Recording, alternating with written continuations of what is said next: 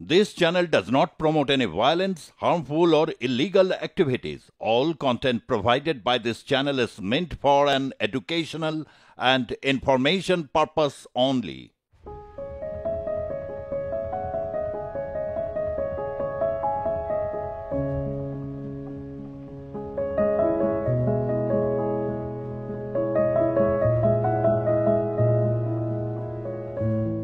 আমরা এখন পৌঁছে গিয়েছি হাওড়া শিবপুর, যাকে মূলত ট্রাম ডিপো, এবং যে বাড়িটার ছবিটা আপনারা দেখছিলেন এতক্ষণ, সেই বাড়িটার বয়স 130-এরও বেশি। বাড়িটার যেমন ইতিহাস রয়েছে, কিন্তু তার থেকে বড় ইতিহাস লুকিয়ে রয়েছে এই 14 নম্বর হেম ব্যানার্জি লেনে। এবং বাড়ির মধ্যে কি কি ইতিহাস লুকিয়ে রয়েছে সেগুলো অবশ্যই আপনাদের দেখাবো। সঙ্গে চলুন, এবং যতক্ষণ না শেষ হচ্ছে পুরো সময়টাই দেখতে থাকুন। আপনাদের আমরা কি কি জিনিস আমরা এই বাড়িটা থেকে বার করে আপনাদের দেখাবো।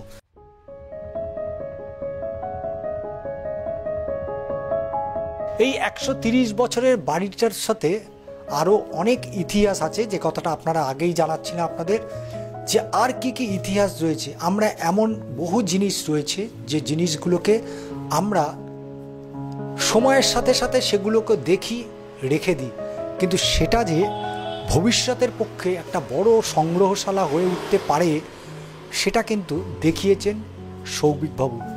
বাড়িটার যেমন ইতিহাস রয়েছে, সেই ইতিহাসের সাথে অবশ্যই তার সংগ্রহের একটা ইতিহাস জড়িয়ে রয়েছে, এবং কি কি সংগ্রহ রয়েছে সেগুলো অবশ্যই দেখাবো। এবং যতক্ষণ না আমরা আপনাকে সম্পূর্ণটা দেখাচ্ছি, অবশ্যই দেখতে থাকুন। কি কি আমরা সংগ্রহ করিনি, কিন্তু সেই সংগ্রহটাই আজকে ইতিহাস। এবং অবশ্যই ইতিহাস এই কারণ বহু জিনিস বহু সময় আমার বা আপনারা যারা দেখছেন তাদেরও কিন্তু বয়সের থেকে অনেক বেশি পুরনো। এবং কি কি জিনিস রয়েছে অবশ্যই দেখব।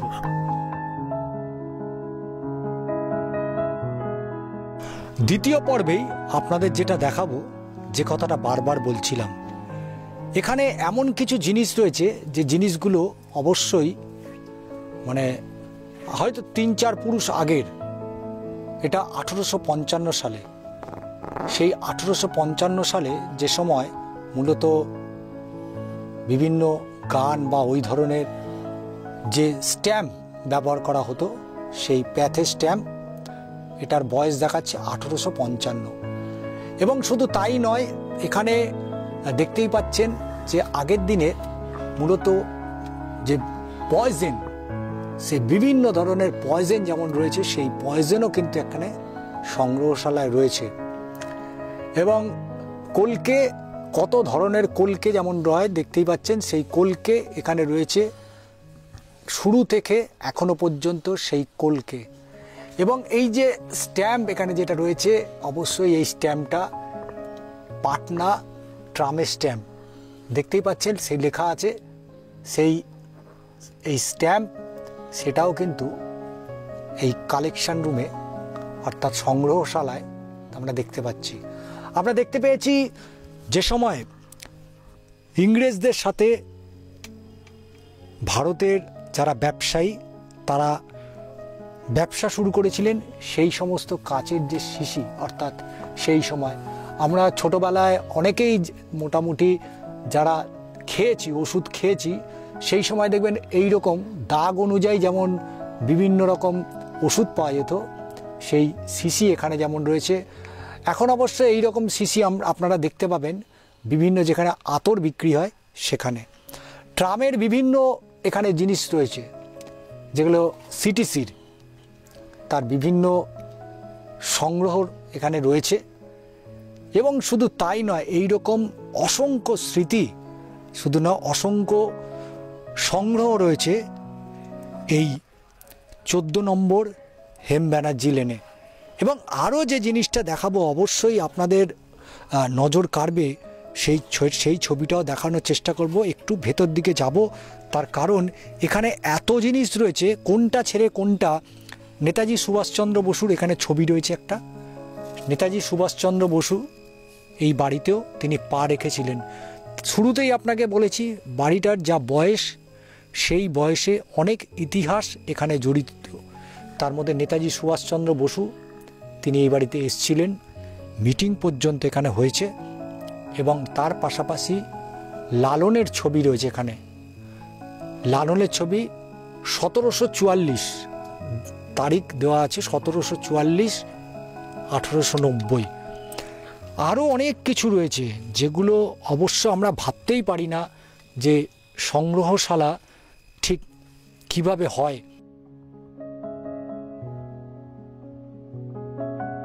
আমরা আপনাদের অনেকগুলো জিনিস দেখিয়েছিলাম, এবার যে আরও একটু জিনিস দেখাবো।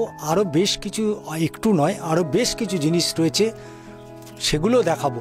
কিন্তু তার মধ্যে সবথেকে গুরুত্বপূর্ণ, কলকাতা বুক থেকে, তিলোত্তমার বুক থেকে হারিয়ে যেতে বসেছে ট্রাম, এবং সেই ট্রাম নিয়ে মামলা, পাল্টা মামলা।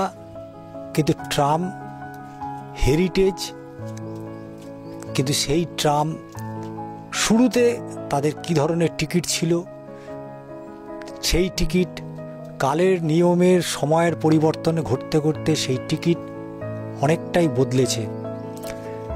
সৌভিকবাবুর কালেকশানে সেটাও রয়েছে, সেটাও আপনাদের দেখাবো। কিন্তু আমার চিত্র সাংবাদিক জয়ন্ত যে ছবিগুলো দেখাচ্ছিল, আরও একবার একটু অন্য ধরনের ছবি, যেগুলো আপনারা নিচের দিকে দেখতে পাননি, অর্থাৎ নিচের ফ্লোরে। আমরা কিন্তু ওপরের ফ্লোরে একটু অন্য রকম ছবি দেখব, সেখানে মূলত আরও অনেক ইতিহাস এখানে রয়েছে, এবং ক্রমে ক্রমে সেই সংগ্রহশালা ছোট থেকে আজকে কিন্তু একটা বড় সংগ্রহশালা হয়ে উঠেছে। বিভিন্ন জিনিস, মানে কোনটা ছেড়ে কোনটা দেখাবো বা কোনটা থেকে কোনটা বেশি দেখানো উচিত বা প্রয়োজন, সেটা কিন্তু আমরা বুঝছি না, কারণ এত সংগ্রহ রয়েছেন সৌভিকবাবুর এই সংগ্রহশালায়। তবে যে কথাটা বলছিলাম, যে সংগ্রহশালায় যেমন অনেক কিছু রয়েছে, তার সাথে ট্রামের টিকিটটা অবশ্যই অত্যন্ত গুরুত্বপূর্ণ। তার কারণ এখন ট্রাম কিন্তু প্রায় হেরিটেজ। তো সেই জায়গায় দাঁড়িয়ে ট্রামের যে কালেকশানের, টিকিটের যে কালেকশান, সেটা সৌভিকবাবুর কাছে জানবো এবং দেখব। আপনারা চাক্ষুষ দেখতে পাবেন যে ট্রামে কলকাতা শহরে বা এই শিবপুরে যে ট্রাম ডিপো, যেটা 1973 সালে ঝাঁপ ফেলে দিয়েছিল, সেই ট্রামের টিকিট এখানে সৌভিকবাবু তিনি দেখছেন।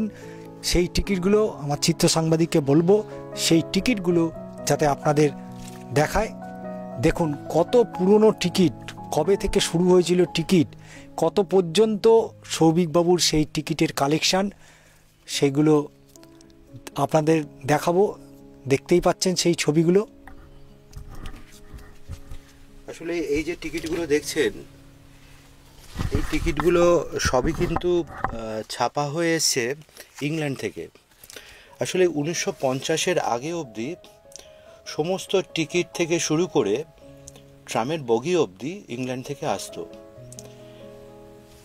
এই যে টিকিটগুলো, এগুলোকে বলা হয় সংগ্রহের দিক দিয়ে এগুলোকে বলা হয় এফেমেরালস। আসলে কলকাতার ট্রাম ইত্যাদি শুধুভাবে যদি নাও বলি, আসলে কলকাতার গণপরিবহন সংক্রান্ত সংগ্রহ বা গণপরিবহন সংক্রান্ত মেমোরেবলস, এটা আমার সংগ্রহের একটা অন্যতম বিষয়। আসলে ট্রাম তো এখন উঠে যাচ্ছে, সে যে কারণেই হোক, যেভাবেই হোক, ট্রামগুলো উঠে যাওয়ার মতন একটা জায়গায় চলে এসেছে। এখন ট্রাম সংক্রান্ত কোনো সংগ্রহ যদি কেউ করতে যায়, বা ট্রামের কি কি রুট ছিল, তার বডি কীরকম ছিল, এই সবগুলো জানার জন্য একমাত্র উপায় হচ্ছে এই ধরনের ট্রামের টিকিটস। এগুলোকে আমরা বলি পাথুরে প্রমাণ, বা যাকে আমরা বলি স্টোন এভিডেন্স। কীরকম ধরুন, আসলে ধরুন ট্রামের টিকিট যে এই পরিবর্তন হচ্ছে, এটা কিন্তু শুধু টিকিটের পরিবর্তন নয়। আপনি যদি এইখানে ভালো করে দেখেন, তাহলে দেখবেন যে সমস্ত রুটগুলো দেওয়া আছে। ধরুন রুট নাম্বার 24, 29, 30, 31, বিভিন্ন রুট। যদিও এটা হচ্ছে 8 পয়সার টিকিট, 8 পয়সার টিকিট, বিভিন্ন ধরনের টিকিটের যে ছবিগুলো আছে, আসলে এই ছবিগুলো দেখলে একটা জিনিস বোঝা যায়, আপনি ধরুন দেখলেন যে হাইকোর্টে খুব বেশি মাত্রায় ট্রাম যাচ্ছে, আপনি দেখলেন আপার সার্কুলার রোডে বেশি মাত্রায় ট্রাম যাচ্ছে, তাহলে আপনি ধারণা করে নিতে পারলেন, ধরুন দেখুন ভবানীপুরে বেশি মাত্রায় ট্রাম যাচ্ছে, আপনি তাহলে একটা ধারণা করতে পারবেন যে ভবানীপুর এলাকায় বেশি মানুষ যাওয়া আসা করতো, হাইকোর্ট এলাকায় বেশি মানুষ যাওয়া আসা করতো। তাহলে এই একটা মাত্র টিকিট থেকে আপনি এই ট্রামের চলাচলটা পুরোটাই জানতে পারতেন। এটা থেকে আরও একটা জিনিস বোঝা যায় যে, আমি এই যে এক্সাম্পল নিয়ে বলছিলাম, ধরুন ভবানীপুরের কাছে দেখলেন যে আপনি খুব বেশি মাত্রায় মানুষ যাচ্ছেন, তাহলে শহরের একটা পরিধি আর বিস্তৃতি সম্পর্ক আপনার একটা ধারণা হয়ে ওঠে। আসলে কলকাতা মানেই ট্রাম এবং ট্রাম মানেই কলকাতা, এই দুটো এমনভাবে অঙ্গাঙ্গিকভাবে আমাদের মধ্যে জড়িয়ে আছে। ফলত আমার দুটো পোর্শন ট্রাম সংক্রান্ত হয়, একটা হচ্ছে ট্রামের সংগ্রহ পোর্শন, আর একটা হচ্ছে ট্রামের অ্যাক্টিভিস্ট পোর্শন। ট্রামের অ্যাক্টিভিস্ট পোর্শন মানে ট্রাম যাতে চলে, ট্রাম যাতে সুস্থভাবে মানুষের কাছে উঠে আসে, এই বিষয়টার জন্য আমাদের একটা সংস্থা আছে ক্যালকাটা ট্রাম ইউজার অ্যাসোসিয়েশন, সেখানেও আমি একটি পদে আছি। আমরা চেষ্টা করি ট্রামের চলাচল যাতে ঠিকঠাকভাবে চলে সেই বিষয়টা দেখতে। একই সঙ্গে সংগ্রহ আমার একটা বিষয়, যে কিভাবে কলকাতা ট্রামকে সংগ্রহের মধ্যে দিয়ে তুলে আনা যায়। শুধু কলকাতা ট্রাম নয়, টোটাল গণপরিবহন আমার বিষয়। যখন থেকে পালকি ধর্মঘট হয়েছিল 1926, সেই সময় কিভাবে পালকি তার পরিবর্তন হয়েছে, তার কিভাবে তার প্রমাণ পাওয়া যায়, সেগুলো দেখতে দেখতে কলকাতার বাসের পরে কলকাতার ট্রাম। এখন কলকাতার ট্রাম যদি ধরতে চান, তার 150 বছরের ইতিহাস। 1873-এ মিস্টার ক্যাম্পবেল বলে একজনকে দায়িত্ব দেওয়া হয়। আসলে কলকাতার দায়িত্বে সেসবে ছিলেন পিস অফ জাস্টিস বলে, এটা 15ই আগস্টের স্বাধীনতার দিনের ছবি। প্রত্যেকটি মানুষ ট্রামের ওপর উঠে উদযাপন করছেন। আসলে স্বাধীনতা এবং কলকাতা ট্রাম এই বিষয়গুলো, এই যে দেখুন কলকাতা ট্রামের ছবি 15ই আগস্ট, মানুষরা উদযাপিত করছে। আসলে ট্রাম তো সে সময় রাজার একটা প্রতীক ছিল, সেই ট্রামকে তারা নিজের বলে মনে করে নিয়ে জড়িয়ে ধরেছে। এগুলোকে বলা হয় transfer ticket. What is an transfer ticket is, এগুলো খুব ইন্টারেস্টিং টিকিট। ধরুন আপনি থাকেন বেহালায়, আপনি যাবেন শ্যামবাজারে গোলবাড়ির মাংস খেতে, এবার আপনি 36 নম্বর ট্রাম ধরে আপনি এলেন ধর্মতলায়, সেখান থেকে 5 নম্বর ট্রাম ধরে কলেজ স্ট্রিট হয়ে আপনি গেলেন শ্যামবাজারে গোলবাড়ির মাংস খেতে। কিন্তু আপনাকে এই একটা টিকিটই কাটতে হতো। এর নিচে দেখুন একটা বাইফোকেশনস আছে, ওপরের পোর্শনটাকে আপনি রেখে এই নিচের পোর্শনটাকে আপনি যদি নিয়ে নেন, তাহলে একটাই টিকিট কাটতে হতো। এখন যেমন মেট্রোয়ে চলে, যে ধরুন আপনি হাওড়া ময়দান থেকে যাবেন ধর্মতলা হয়ে কালীঘাট, এবার আপনি ধর্মতলায় যখন ট্রামের মেট্রোর টা চেঞ্জ করছেন, তখন তো একটাই টিকিট কাটতে হয়, তখন তো দুটো টিকিট কাটতে হয় না। That is transfer ticket. কিন্তু 1908 সালে 1910 সালে ইংরেজ মানুষরা ভেবেছিলেন যে এরকম কোনো টিকিট করা যায় কি না। আসলে ট্রামের টিকিট বা এই ধরনের বিষয়গুলো খুবই ইন্টারেস্টিং, কেননা আমি সে ধরনের জিনিসই সংগ্রহ করি যেগুলো মানুষ সাধারণত সংগ্রহ করে না। ট্রামের টিকিট, আপনি বাসে উঠলেন, ট্রামে উঠলেন, নেমে গেলেন, ছিঁড়ে ফেলে দিলেন, এগুলো খুব ক্ষণিক গুরুত্বপূর্ণ বা ক্ষণিকের সময়ের জন্য এর গুরুত্ব থাকে যতক্ষণ আপনি ট্রামে ট্রাভেল করলেন। ধরুন আপনার হাতে একটা ঘড়ি আছে, ফর অ্যান এক্সাম্পল আপনাকে যদি বলি, আপনার হাতে ঘড়ি আছে, ঘড়ির ওয়ারেন্টি কার্ডটা ধরুন 3 বছরের জন্য, 3 বছরের পরে তার কোনো ভ্যালিডিটি থাকে না। কিন্তু এই 3 বছর আগে এই ঘড়ির দাম কি ছিল, তার লেটারিং কি ছিল, এবার ধরে নিন এই ঘড়ির একটা ওয়ারেন্টি কার্ড পেলেন যার বয়স ধরুন 100 বছরের ওপরে, তাহলে তার মধ্যে থেকে তার ঘড়ির দাম কি ছিল, মানে সোশিও ইকোনমিক একটা স্ট্রাকচার খুঁজে পাবেন। সে সময় লেটারিং কীরকম ছিল, কালার কীরকম ছিল, পেপার কোয়ালিটি কীরকম ছিল, ইত্যাদি অনেকগুলো বিষয় উঠে আসে। এগুলোকে বলা হয় এফএমএরালস। এই এফএমএরাল জিনিসগুলোর দুষ্প্রাপ্যতা এই জায়গায় যে যেহেতু আমরা খুব কম সময়ের জন্য এর গুরুত্বটা বুঝতে পারি, ফলে এগুলো আমরা সাধারণত রাখি না। ধরুন 15ই আগস্টের একটা খবরের কাগজ, সেটা কিন্তু আপনি খোঁজ করলে পেলেও পেতে পারেন, কেননা বহু মানুষ সেই সব জিনিসপত্রগুলো সংগ্রহ করে রেখেছিল। এখনও যদি আপনি চান, আপনি আলেকজান্ডারের একটা কয়েনও পেতে পারেন, কিন্তু সাধারণ একটা ট্রামের টিকিট খুঁজে পাবেন না, কেননা এগুলো আমরা সাধারণত সংরক্ষণ করার কথা ভাবি না। আমার ফোকাস হচ্ছে সেই জায়গায় যেগুলো সাধারণ মানুষ, মানে আমারই দাদু, ঠাকুমা, দিদিমা এবং আমারই ওপরের মানুষগুলো কত বেশি রিলেট করতে পেরেছে, সেটা আমার কাছে অনেক বেশি ইম্পর্টেন্ট। ফলে আমি এই ধরনের টিকিট সংগ্রহ করি, শুধুমাত্র টিকিট না, বিভিন্ন ধরনের বিষয় করি, কিন্তু আমার ফোকাস হচ্ছে কলকাতা ট্রাম, কলকাতা ট্রামের সংরক্ষণ এবং তার যে ইতিহাসটা কোনোভাবে যদি ধরে রাখা যায়, সেই প্রচেষ্টাই আমি করে থাকি। আমরা কথা বলছিলাম সৌভিকবাবুর সাথে। কলকাতা ট্রাম, যে ট্রাম কলকাতার একটা, কলকাতাবাসীর কাছে নয়, রাজ্যবাসীর কাছে একটা আবেগ, সেই কলকাতা ট্রাম ধীরে ধীরে বিলুপ্তের পথে। কলকাতা শহরে বহু জায়গায় ট্রামের লাইন কিন্তু ইতিমধ্যেই কোথাও বুঝিয়ে ফেলা হয়েছে, কোথাও বা রক্ষণাবেক্ষণের অভাবে সেগুলো বুঝে যাচ্ছে। কিন্তু কলকাতার যদি ইতিহাস বলতে হয়, কলকাতার যদি ইতিহাস খুঁজতে হয়, তাহলে অবশ্যই প্রথম যে বিষয়টা আসে গণপরিবহন অর্থাৎ ট্রাম। আর সেই ট্রাম নিয়েই মূলত সৌভিকবাবুর আর 5টা তার সংগ্রহের মধ্যে এটাও কিন্তু একটা অন্যতম।